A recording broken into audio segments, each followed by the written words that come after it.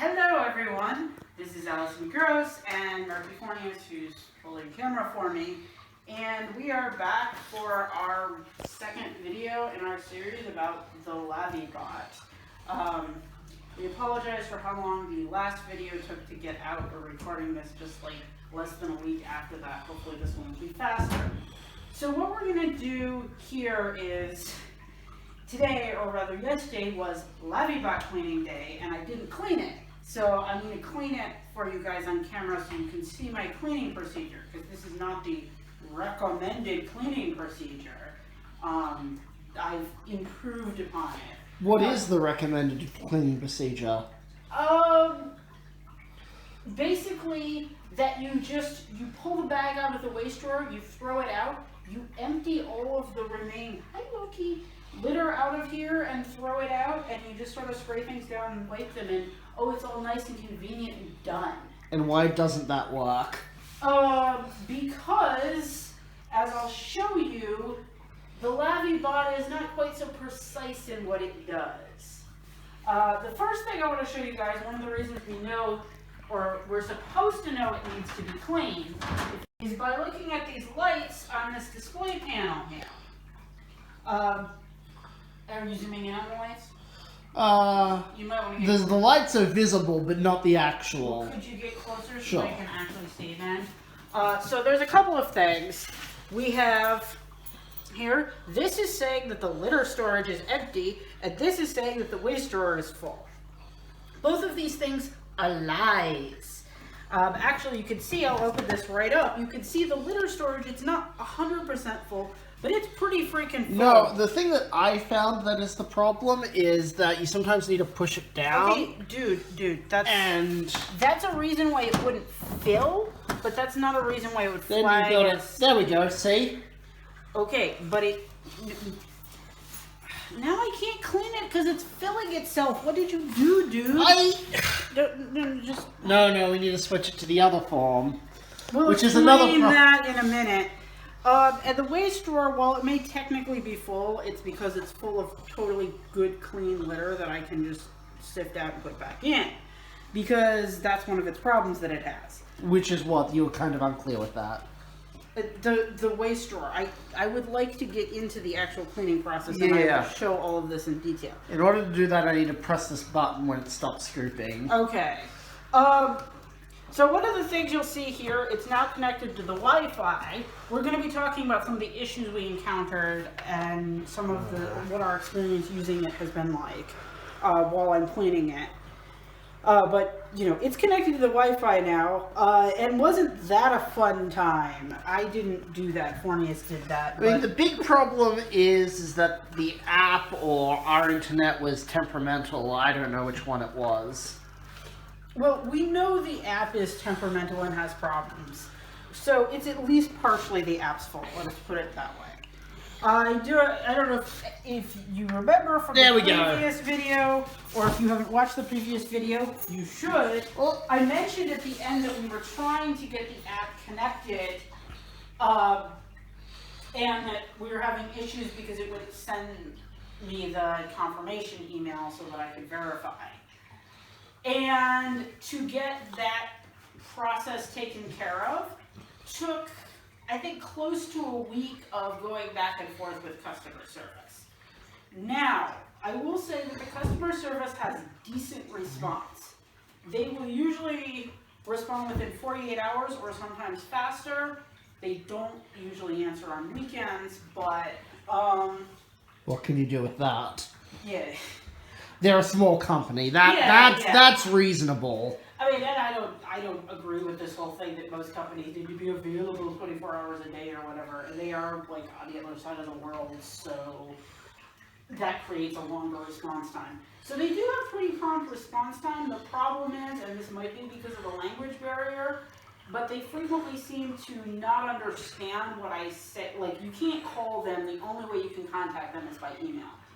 And because they're 24 to 48 hours turnaround time, when you get an email back from them that's basically a dead-end email because they misinterpreted or ignored or whatever what you said in your email, it's very frustrating. Again, that may not be entirely their fault because of the language barrier, but it does make the process very slow. And there's a few other things that happened with that. While I'm talking about that, we have this clear Tupperware box here. I'm eventually gonna, I don't know, line it with fabric or something so it looks less ugly. If you line it with fabric, they're gonna pee on it. They can't get into it to pee on it. Oh, you mean line the inside? Yes. Okay. No, I'm not an idiot. I'm not gonna put fabric on the outside. So this is a combination. This is now where we store our litter and our adorable kitties. Hi, Loki. And all of the litter box cleaning supplies, but it also doubles as like a pet step for them to get up into the litter box. And litter does build up here. If I really wanted to take care of it, I could put one of those rubber mats here, but as I explained in the last video, then they would pee on it. So instead, I just like every day or so, I just pick this up and kind of dump the litter back in.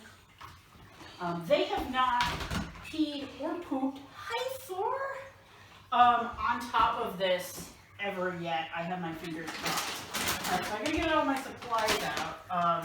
There's the litter. This is a litter liner for a litter box that we actually never owned, but I sort of modified it to use in one of our litter boxes. Some various bags. This bag actually already has poop in it because the bags are, like, I have to clean this more often than we generate enough poop to fill a bag, so I'm worried about running out of bags, especially right now when we're not going to the store. And this is my secret weapon for cleaning this. This is a sort of litter box shaped sieve that I made when I was trying to make a litterless litter box a year ago, and I scrapped that idea, and now it comes in super handy. And where'd you get it? I made it. Out of what? This is a thing I got at Home Depot. This is like a decorative, this could be a problem. Decorative, like, heating grill cover. That, please don't go to sleep in there. No. It's too close to feeding time. This is too close to pee. Loki, can you, I think you want to pee in there, and I don't like that idea. But conveniently, since this litter liner was modified to fit into the same litter box that this was originally supposed to, this conveniently fits right inside. The other things I need in here are... So you haven't explained what you do with that. I'm going to show them what I do with it. Okay. A spoon and a spray bottle of water are my other cleaning tools. Now the first thing, I'm going to open this up so you guys can see this. Actually, though, the first thing I'm going to do is empty the waste jar. So you just reach down here. You pull this out. There we go. And yeah, okay, so what you'll see here is waste jar is very full, but most of this is just normal clean litter. Because the scoop just dumps tons of litter into the waste jar, which uses up a lot of basically uses up a lot of litter quickly. It causes the waste jar to have to be emptied a lot, and if I just threw this out like they want you to, it would be super costly because it would waste a ton of litter. So I dump everything into the sieve. The other thing you'll notice is there's no bag in here. I stopped using the bags because the litter would just get out of the bags, and I'd have to clean the inside of the drawer anyway, so I figured let's just not bother with the bag there.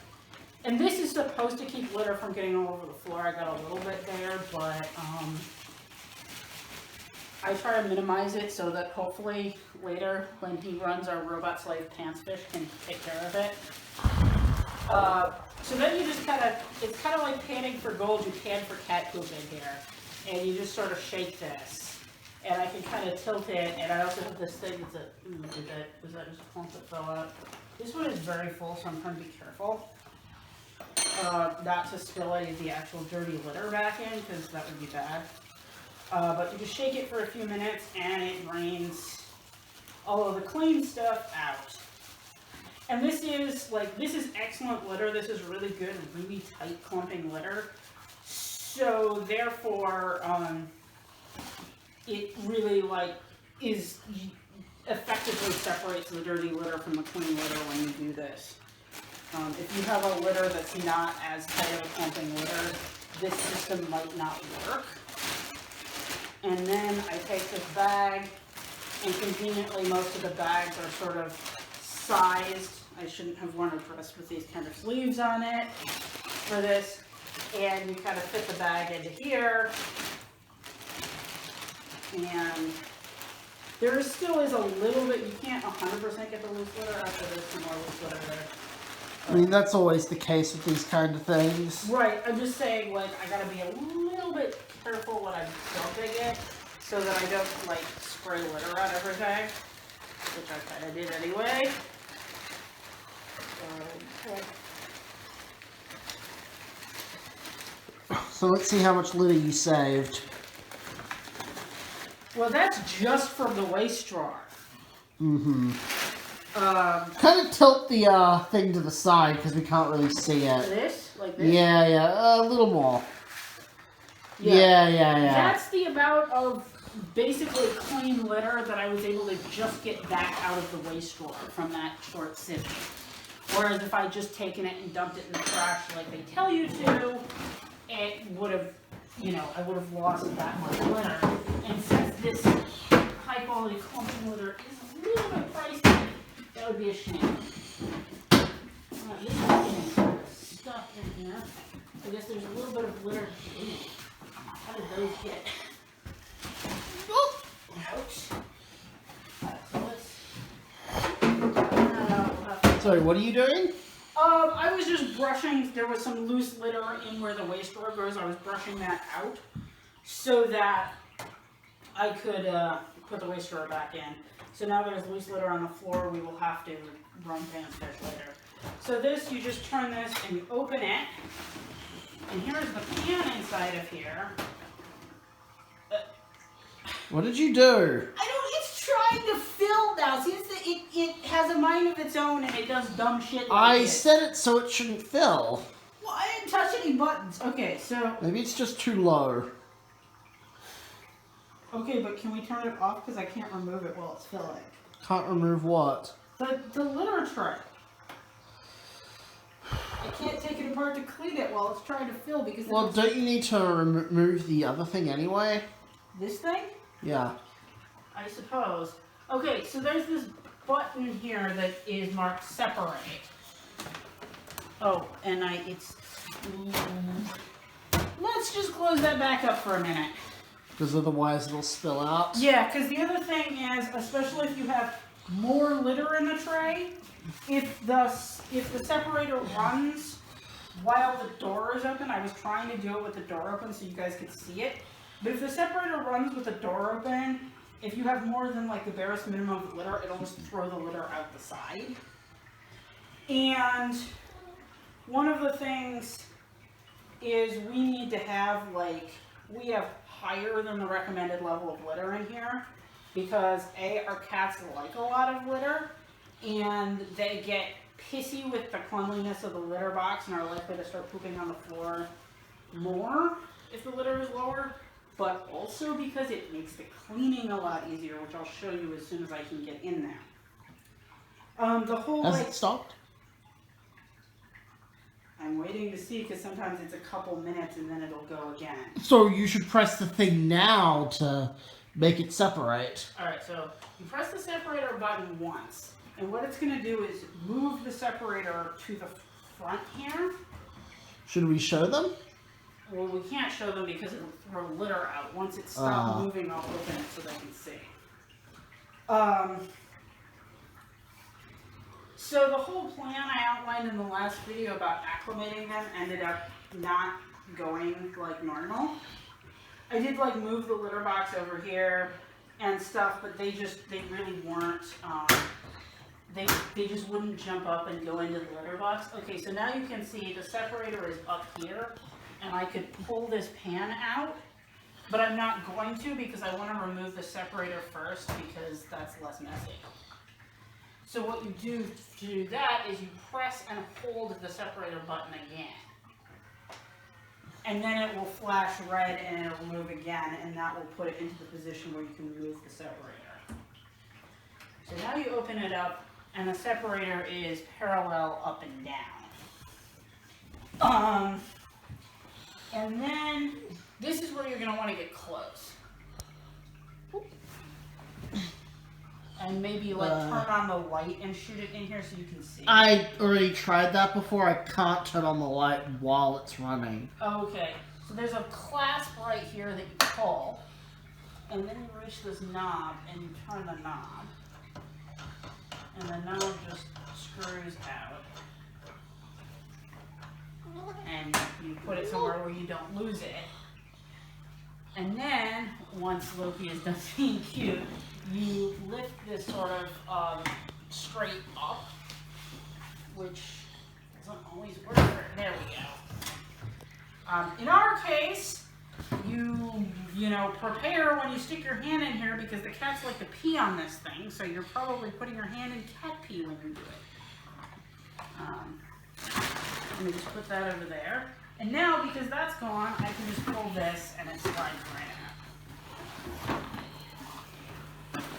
And then we do another round of sifting. So we take this and we pour it all into the sieve, because the other thing is, in addition to throwing a lot of clean litter into the litter tray, the separator misses a fair amount of dirty litter as well.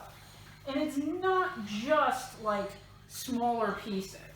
It does miss some of the smaller pieces, which conveniently do get filtered out by my screen, but also somehow the cats will, I don't know if they pee behind the separator or somehow stuff gets caught in the separator and it gets pushed back. So usually, like, by the time it's cleaning time, there's like this little pile of litter clumps in back of the separator. I mean, I don't see that as being a huge problem in terms of their usage, because it's not in the area they're using, so it's not like their litter box is dirty or something. But it is a big problem because those clumps have weight. And the problem, the number one problem with this Lavviebot is that somebody thought that the proper way to have all of its functions was be calibrated off of scales, which is insane and is not a good idea. Unless those scales are programmable. And actually programmable and work, and are not temperamental and not located in weird locations, but we're getting ahead of ourselves here.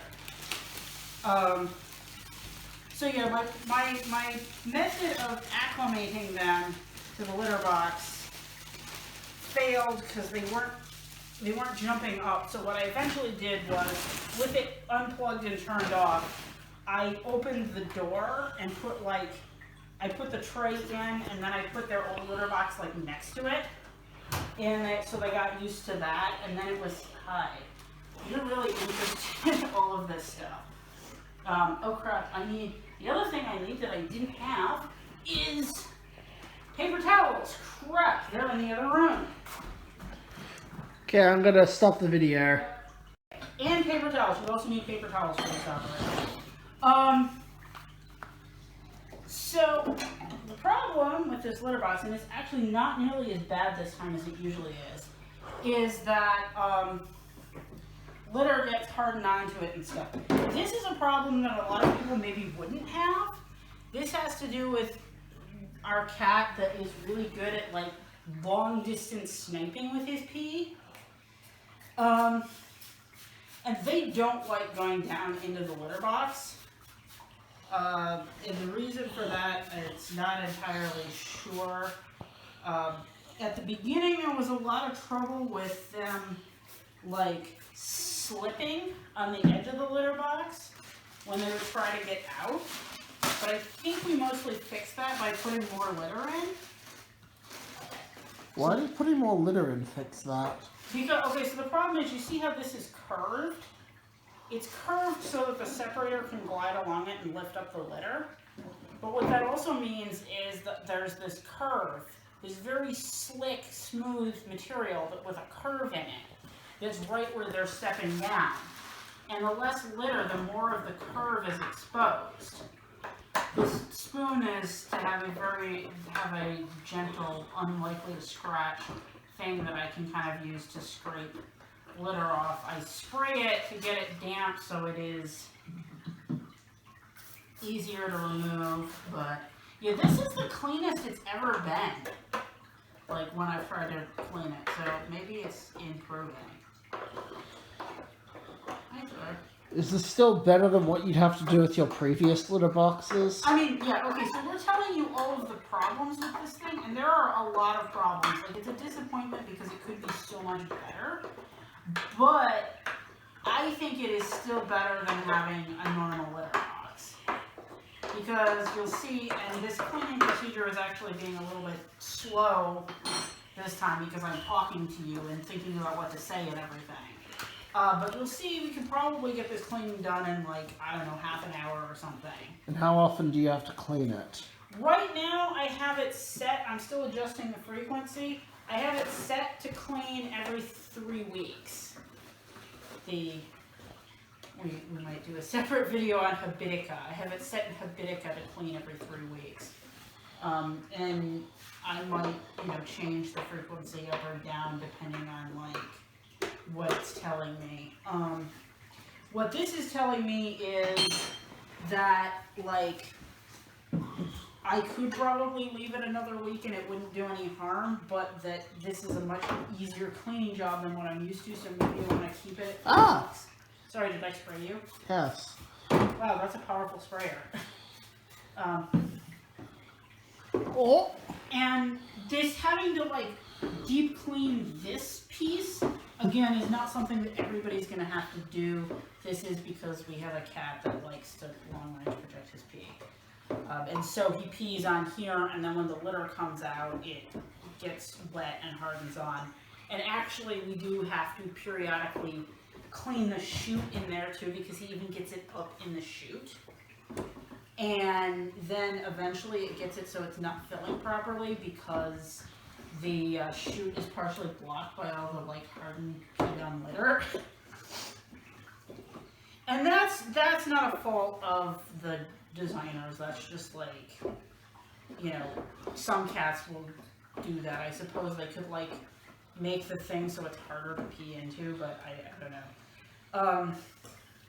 Yeah, so they don't always like to get into the, this spot is kind of hard, if it adds some more water to it. They don't like going all the way in all the time. It might be because of the slipping on the jump, or it might be also, I've noticed, they don't like it because even though it's very high this way, the box this way is not so big, and you gotta remember when you're seeing the box, the separator is taking up this much of it. So they don't necessarily have a lot of space to sit and do their business and then, like, walk around and bury it without sitting in it, which cats don't like to do.